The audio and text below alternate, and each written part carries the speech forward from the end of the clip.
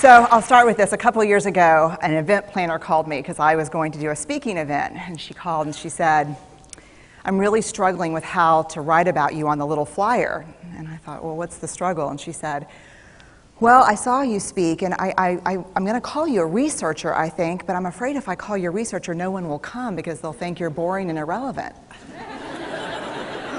And I was like, okay. And she said, but the thing I liked about your talk is, you're a storyteller, so I think what I'll do is just call you a storyteller. And of course, the academic, insecure part of me was like, you're going to call me a what? And she said, I'm going to call you a storyteller. And I was like, oh, why not Magic Pixie? I was like, let me think about this for a second. And so I tried to call deep on my courage, and I thought, I am a storyteller. I'm a qualitative researcher. I collect stories. That's what I do. And maybe stories are just data with a soul, and maybe I'm just a storyteller. So I said, you know what? Why don't you just say I'm a researcher storyteller? And she went, there's no such thing. So I'm a researcher storyteller. And I'm going to talk to you today. We're talking about expanding perception. And so I want to talk to you and tell some stories about a piece of my research that fundamentally expanded my perception and really actually changed the way that I live and love and work and parent. And this is where my story starts. When I was a young researcher, doctoral student, my first year I had a research professor who said to us, here's the thing, if you cannot measure it, it does not exist. And I thought he was just sweet-talking me. I was like, really? And he's like, absolutely. So you have to understand that I have a bachelor's in social work, a master's in social work, and I was getting my PhD in social work. So my entire academic career was surrounded by people who kind of believed in the life's messy, love it, and I'm more the life's messy, clean it up, organize it, and put it into a bento box. And so to think that I had found my way, to found a career that takes me, really one of the big sayings in social work is lean into the discomfort of the work.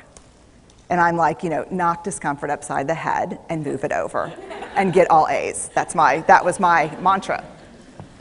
So I was very excited about this. And so I thought, you know what? This is the career for me because I am interested in some messy topics, but I want to be able to make them not messy. I want to understand them. I want to hack into these things that I know are important and lay the code out for everyone to see. So where I started was with connection, because by the time you're a social worker for 10 years, what you realize is that connection is why we're here. It's what gives purpose and meaning to our lives. This is what it's all about. It doesn't matter whether you talk to people who work in social justice and mental health and abuse and neglect. What we know is that connection, the ability to feel connected, is neurobiologically, that's how we're wired, it's why we're here. So I thought, you know what, I'm going to start with connection. Well, that situation where you get an evaluation from your boss and she tells you 37 things that you do really awesome and one thing that you can't, an opportunity for growth.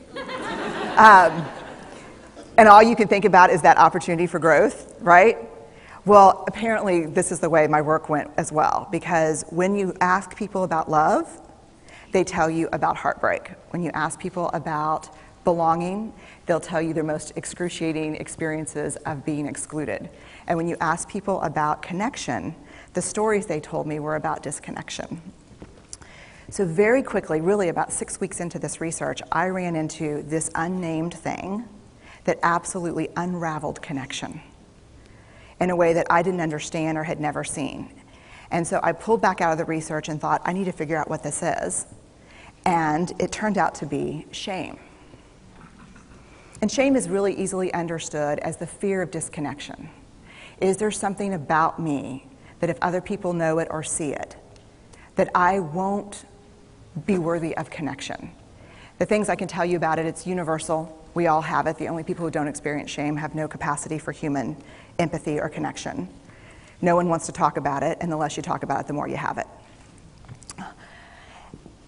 What underpinned this shame, this I'm not good enough, which we all know that feeling. I'm not blank enough. I'm not thin enough, rich enough, beautiful enough, smart enough, promoted enough. The thing that underpinned this was excruciating vulnerability. This idea of, in order for connection to happen, we have to allow ourselves to be seen, really seen. And you know how I feel about vulnerability. I hate vulnerability. And so I thought, this is my chance to beat it back with my measuring stick. I'm going in, I'm going to figure this stuff out, I'm going to spend a year, I'm going to totally deconstruct shame, I'm going to understand how vulnerability works, and I'm going to outsmart it. So I was ready, and I was really excited. As you know, it's not going to turn out well. You know this. So I could tell you a lot about shame, but I'd have to borrow everyone else's time. But here's what I can tell you that it boils down to. And this may be one of the most important things that I've ever learned in the decade of doing this research. My 1 year has turned into 6 years, thousands of stories, hundreds of long interviews, focus groups. At one point, people were sending me journal pages and sending me their stories, thousands of pieces of data, and 6 years. And I kind of got a handle on it. I kind of understood this is what shame is, this is how it works.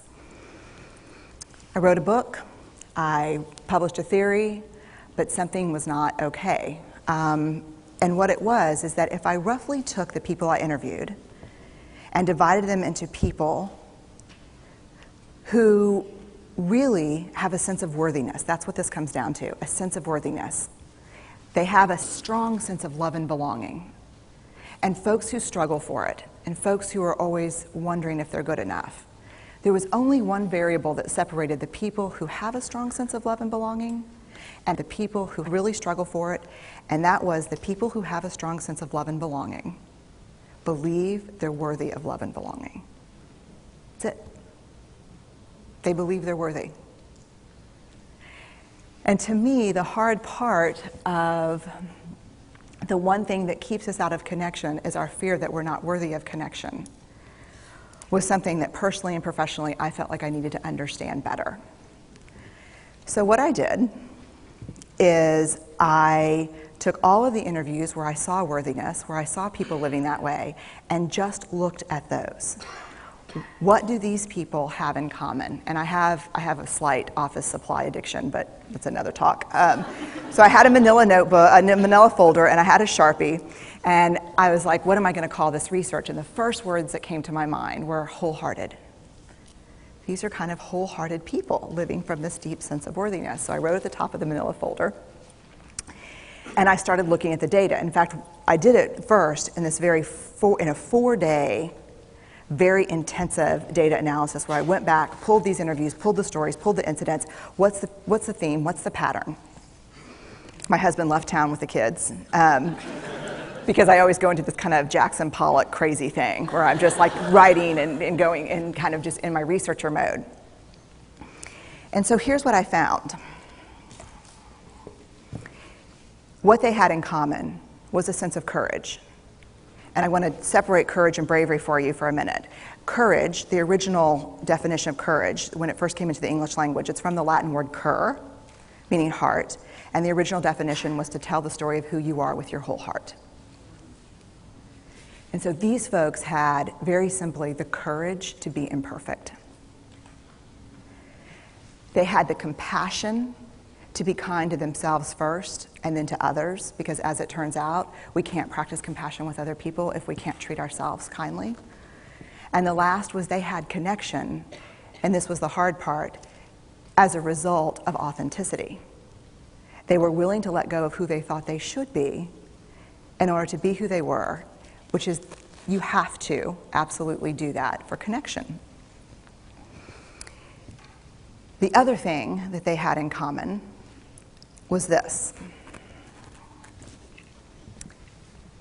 They fully embraced vulnerability. They believed that what made them vulnerable made them beautiful.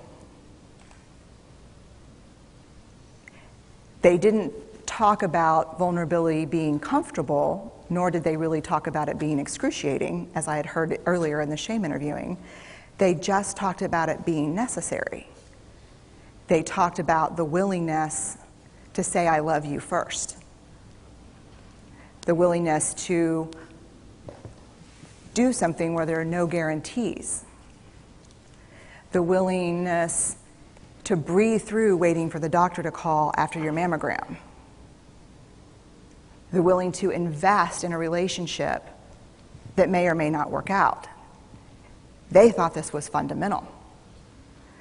I personally thought it was betrayal. I could not believe I had pledged allegiance to research, where our job, the definition of research is to control and predict, to study phenomenon for the explicit reason to control and predict. And now my mission to control and predict had turned up the answer that the way to live is with vulnerability and to stop controlling and predicting. This led to a little breakdown, which actually looked more like this. And it did. It led to I call it a breakdown, my therapist calls it a spiritual awakening. Spiritual awakening sounds better than breakdown, but I assure you it was a breakdown. And I had to put my data away and go find a therapist. Let me tell you something. You know who you are when you call your friends and say, I think I need to see somebody. Do you have any recommendations? Because about 5 of my friends are like, woo, I wouldn't want to be your therapist. And I was like, what does that mean? And they're like, I'm just saying, don't bring your measuring stick. It's like, okay. So I found a therapist. My first meeting with her, Diana, I brought in my list of the way the wholehearted live. And I sat down, and she said, how are you? And I said, I'm great, I'm okay. And she said, what's going on? And I said, and this is a therapist who sees therapists, because we have to go to those because their BS meters are good. And so I said, here's the thing, I'm struggling. And she said, what's the struggle? And I said, well, I have a vulnerability issue, and I know that vulnerability is kind of the core of shame and fear and our struggle for worthiness, but it appears that it's also the birthplace of joy, of creativity, of belonging, of love, and I think I have a problem, and I need some help. And I said, but here's the thing, no family stuff, no childhood shit, I just need some strategies.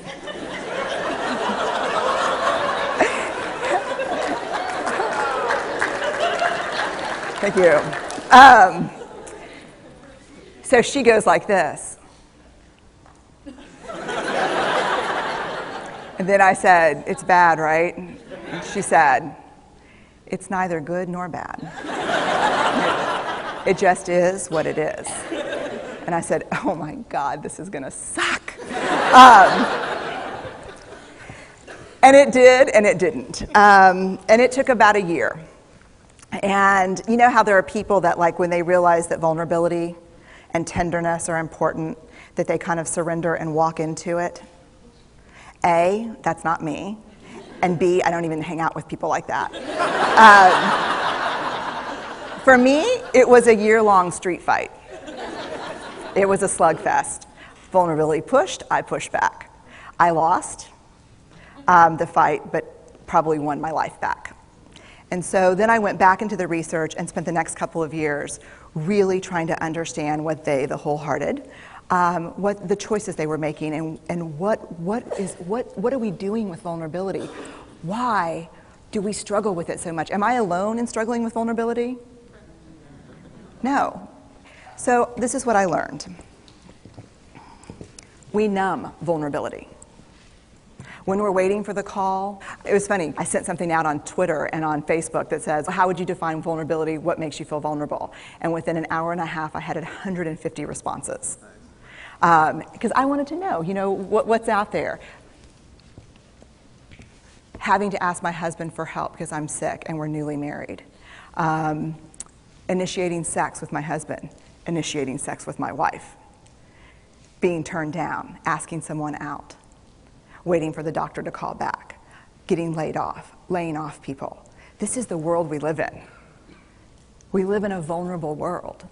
And one of the ways we deal with it is we numb vulnerability. And I think there's evidence, and it's not the only reason this evidence exists, but I think that it's a huge cause. We are the most in debt, obese, addicted, and medicated adult cohort in US history. The problem is, and I learned this from the research, that you cannot selectively numb emotion. You can't say, here's the bad stuff. Here's vulnerability, here's grief, here's shame, here's fear, here's disappointment. I don't want to feel these. I'm going to have a couple of beers and a banana nut muffin. I don't want to feel these. And I know that's knowing laughter. I hack into your lives for a living. I know that's, God. You can't numb those hard feelings without numbing the other affects or emotions. You cannot selectively numb. So when we numb those, we numb joy. We numb gratitude. We numb happiness. And then we are miserable and we are looking for purpose and meaning. And then we feel vulnerable. So then we have a couple of beers and a banana nut muffin. And it becomes this dangerous cycle. One of the things that I think that we need to think about is why and how we numb. And it doesn't just have to be addiction. The other thing we do is we make everything that's uncertain, certain. Religion has gone from a belief in faith and mystery to certainty. I'm right, you're wrong, shut up. That's it. Just certain. The more afraid we are, the more vulnerable we are, the more afraid we are. This is what politics looks like today. There's no discourse anymore. There's no conversation. There's just blame. You know how blame is described in the research?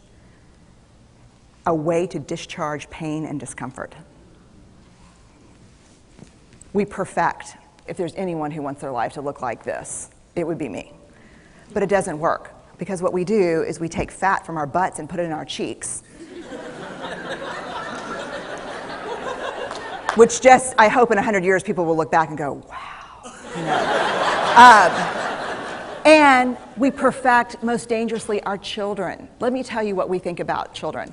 They're hardwired for struggle when they get here. When you hold those perfect little babies in your hand, our job is not to say, look at her, she's perfect. My job is just to keep her perfect, make sure she makes the tennis team by 5th grade and Yale by 7th grade. That's not our job. Our job is to look and say, you know what? You're imperfect and you're wired for struggle, but you are worthy of love and belonging. That's our job. Show me a generation of kids raised like that and we'll end the problems I think that we see today. We pretend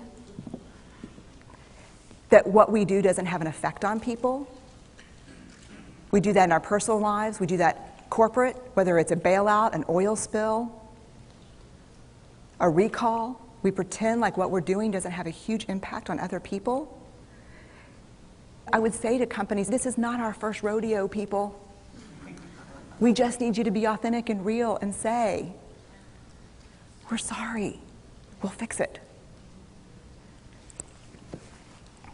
But there's another way, and I'll leave you with this. This is what I have found. To let ourselves be seen, deeply seen, vulnerably seen. To love with our whole hearts, even though there's no guarantee. And that's really hard, and I can tell you as a parent, that's excruciatingly difficult. To practice gratitude and joy in those moments of kind of terror when we're wondering, can I love you this much? Can I believe in this passionately? Can I be this fierce about this? Just to be able to stop and instead of catastrophizing what might happen, to say, I'm just so grateful. Because to feel this vulnerable means I'm alive. And the last, which I think is probably the most important, is to believe that we're enough. Because when we work from a place, I believe, that says, I'm enough, then we stop screaming and start listening. we're kinder and gentler to the people around us, and we're kinder and gentler to ourselves. That's all I have.